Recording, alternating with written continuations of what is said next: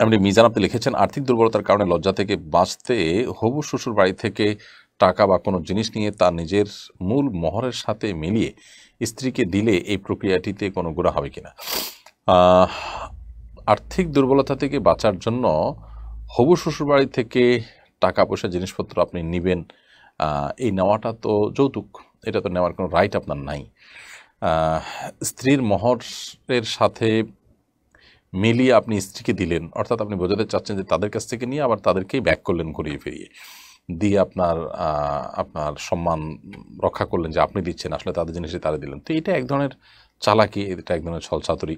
মোহর আপনি দিয়েছেন, কিন্তু তাদের স্ত্রীকে আলাদা কিছু হাদিয়া দিতে হবে, সেটা আপনার কাছে নাই, তো তাদের কাছ থেকে নিয়ে আবার তাদের মেয়েকে দিলেন। এই ধরনের চালাকি করার তো আসলে প্রয়োজন নেই।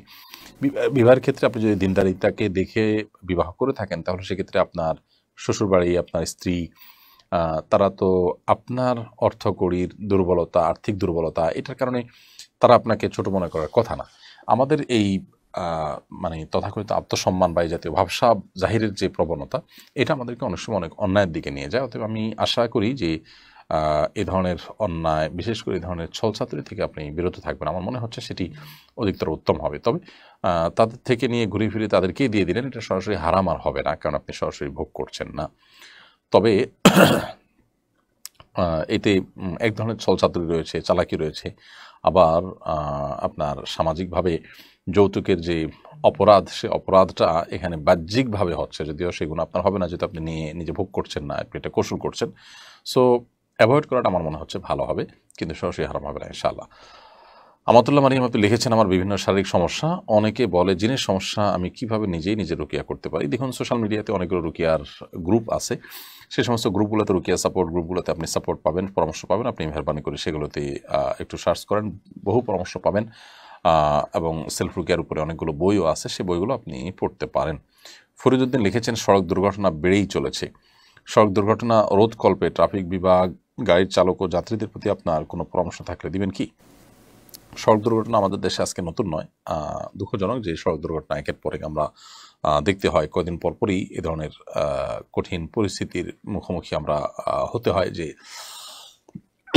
নির্মম থেকে নির্মমতম ঘটনা ঘটতে থাকে এবং একের পর এক দুর্ঘটনায় মানুষ মারা যায়, পঙ্গু হয়। এ ধরনের পরিস্থিতিতে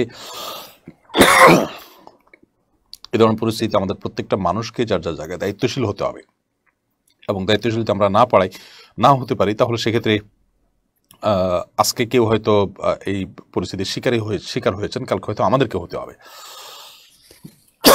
ঠিক এরকম একটা বাস্তবতাকে সামনে রেখে আমার মনে হয় যে আমাদের এ সংক্রান্ত যে আইন আছে সেগুলোর বাস্তবায়ন যেমন হওয়া দরকার, সেগুলোর কার্যকারিতা যেমন দরকার, জনসচেতনতা বৃদ্ধি করা দরকার। বিশেষ করে এই সমস্ত রোড অ্যাক্সিডেন্টে কারো না কারোর দায় থাকে, সেটা ড্রাইভার হোক, কোনো কর্তৃপক্ষের নিশ্চয়ই দায় থাকে, সেই ব্যক্তিদেরকে দায় নিতে বাধ্য করতে হবে। সেটা যদি করা যায়, তাহলে ইনশাআল্লাহ এই ধরনের পরিস্থিতি কিছুটা হলেও কমে যাবে।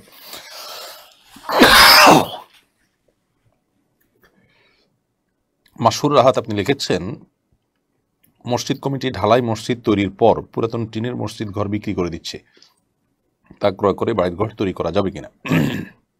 উত্তর হলে অবশ্যই করতে পারবেন, এতে কোনো অসুবিধা নেই। মসজিদের কোনো ভবনের কোনো ভগ্নাংশ কিংবা সেটা পুনরায় নির্মাণ করতে গিয়ে আগেরগুলো ব্যবহৃত হয়ে যাচ্ছে, সেগুলো বিক্রি করে দেওয়া হলে যে কেউ কিনে যে কোনো কাজে সেটা ব্যবহার করতে পারেন। তবে টয়লেট ইত্যাদি আল্লাহর ঘরে যেটা ছিল, আল্লাহর ঘরের অংশ ছিল, সেটা টয়লেট ইত্যাদি ব্যবহার করাটা, অ্যাভয়েড করাটা উত্তম।